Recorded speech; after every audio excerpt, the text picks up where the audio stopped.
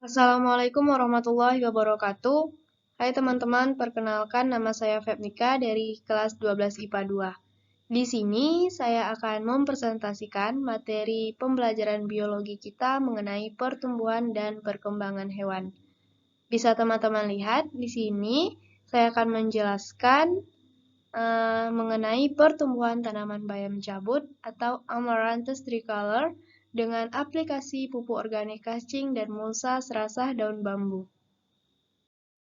Baiklah teman-teman, pertama-tama di sini ada pengertian dari sayuran.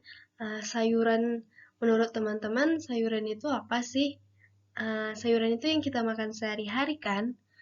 Simak penjelasannya ya. Sayuran merupakan komoditas yang memiliki nilai komersial cukup tinggi. Salah satunya adalah bayam yang memiliki kandungan protein, asam askorbat, dan nutrisi mineral seperti kalsium, zat besi, magnesium, fosfor, kalium, dan natrium.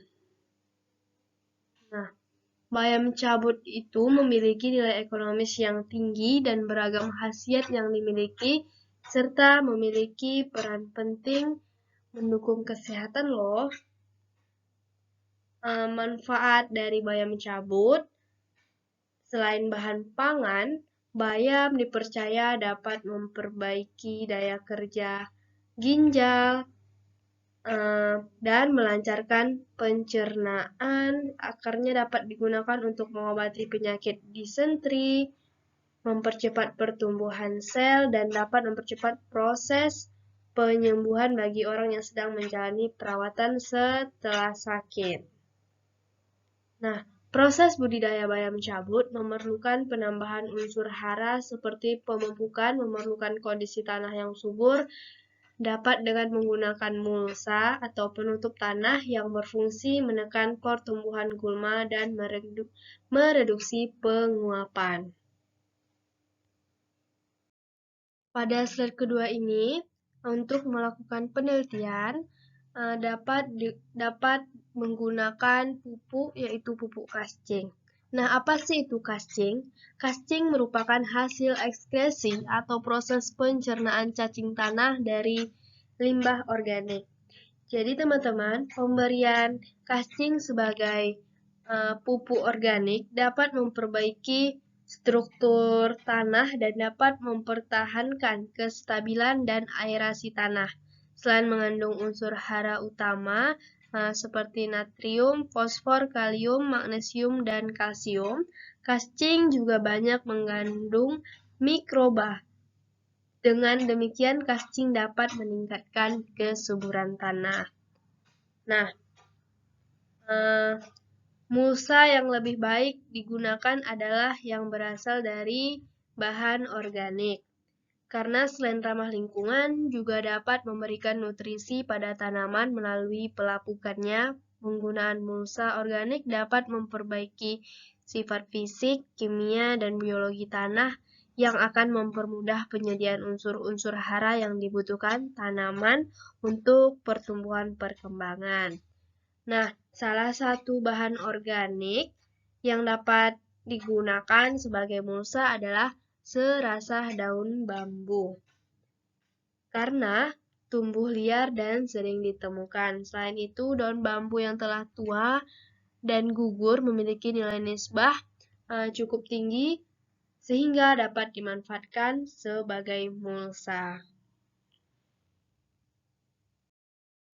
Selanjutnya kita masuk pada metode. Adapun bahan yang kita gunakan untuk melakukan penelitian ini adalah yang pertama tentu saja benih bayam cabut. Yang kedua, pupuk organik cacing. Yang ketiga, serasah daun bambu dan TSP dan KCl sebagai pupuk dasar dan air bersih. Metode penelitian yang digunakan dalam penelitian ini adalah rancangan acak kelompok pola faktorial 5x3 dengan 3 kali pengulangan. Faktor pertama adalah dosis pupuk organik cacing atau K yang terdiri dari 5 taraf, yaitu cacing 0 sama dengan tanpa pupuk cacing, Kascing 1 sama dengan kascing 2,5 gram per kilogram. Kascing 2 sama dengan kascing 5 gram per kilogram. Kascing 3 sama dengan kascing 7,5 gram per kilogram. Dan kascing 4 sama dengan kascing 10 gram per kilogram. Faktor kedua adalah ketebalan mulsa saat daun bambu yang terdiri dari 3 taraf, yaitu mulsa 0 sama dengan tanpa mulsa, mulsa 1 sama dengan mulsa 2,5 cm, dan mulsa 2 sama dengan mulsa 5 cm. Adapun prosedur kerja dalam melakukan penelitian ini bisa teman-teman lihat.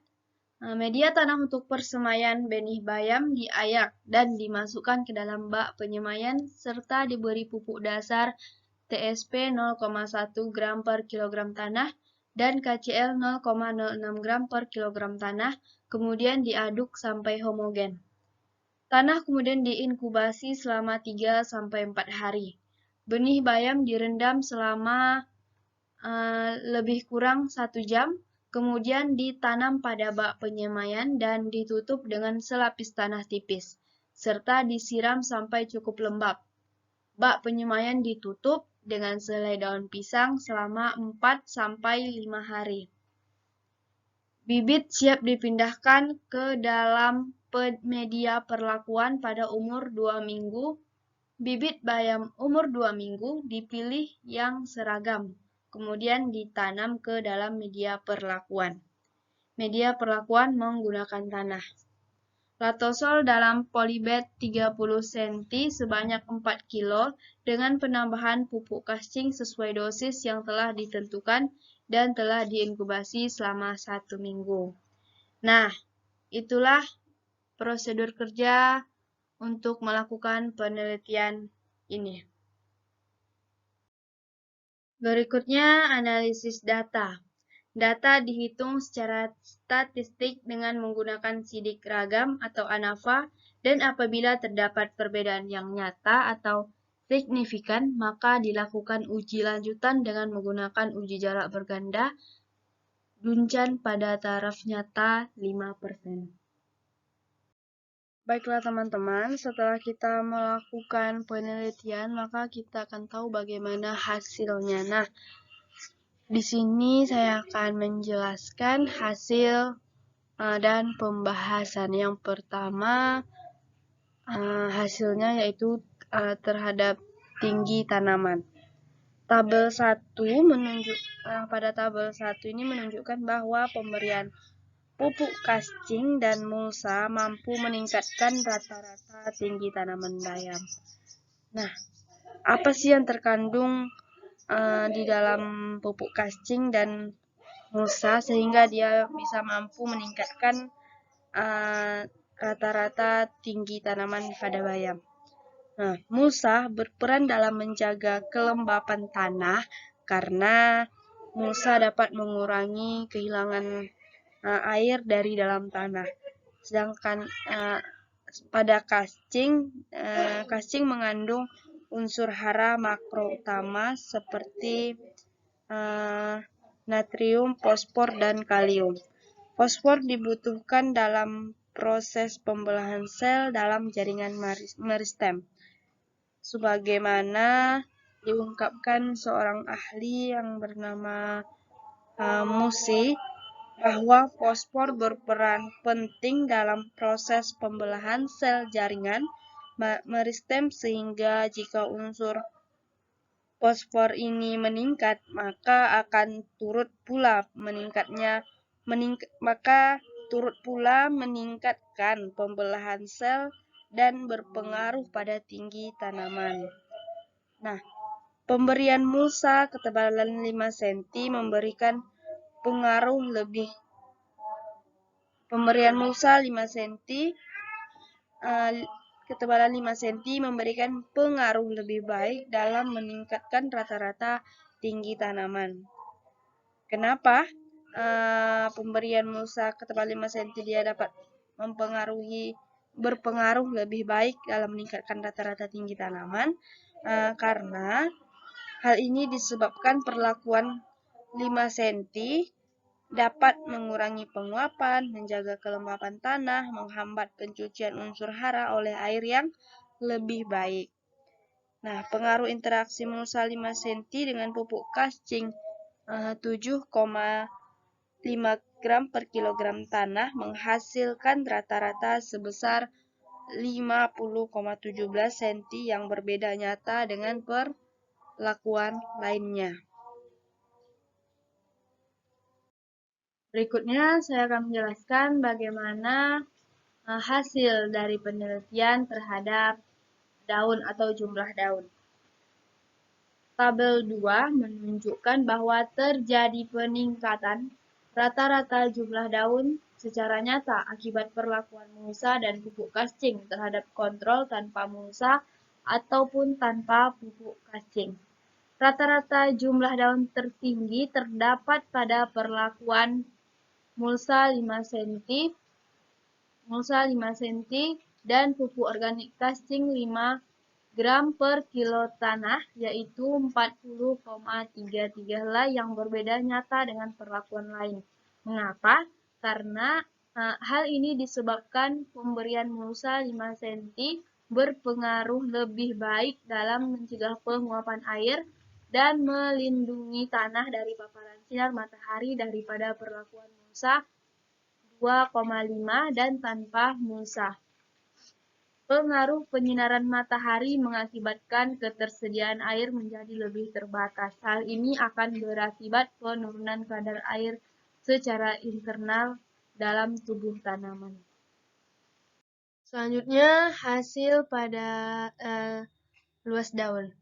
Tabel 3 menunjukkan bahwa rata-rata luas daun meningkat secara nyata dengan pemberian pupuk kascing pada semua dosis.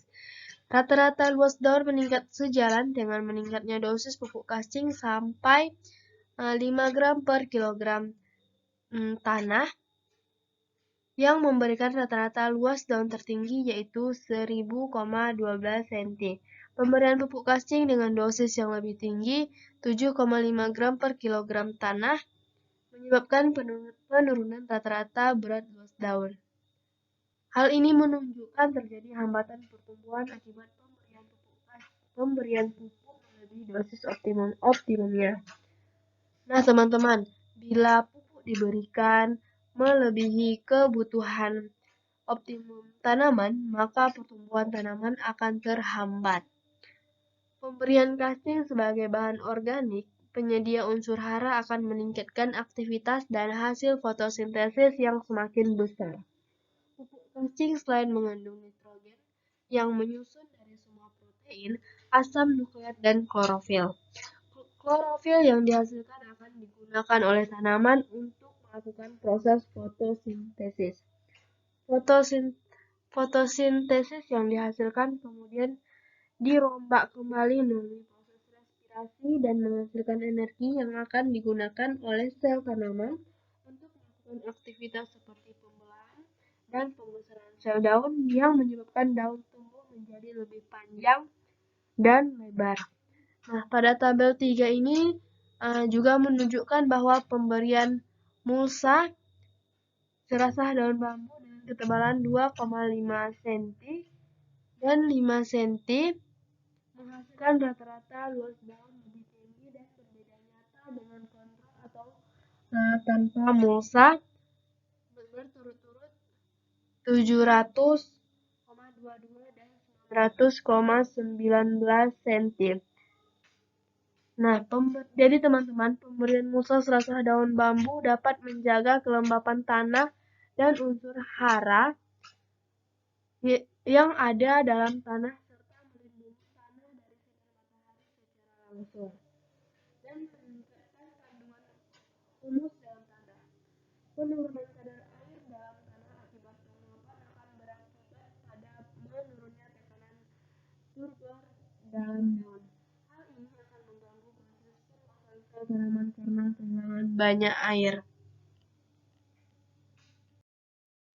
Baiklah teman-teman, dapat kita simpulkan dari materi pertumbuhan tanaman bayam cabut dengan aplikasi pupuk organik kascing dan mulsa serasah daun bambu bahwa dosis pupuk organik kascing 5 gram per kilogram tanah meningkatkan pertumbuhan tanaman bayam cabut pada parameter jumlah daun, luas daun, berat kering tajuk, dan akar.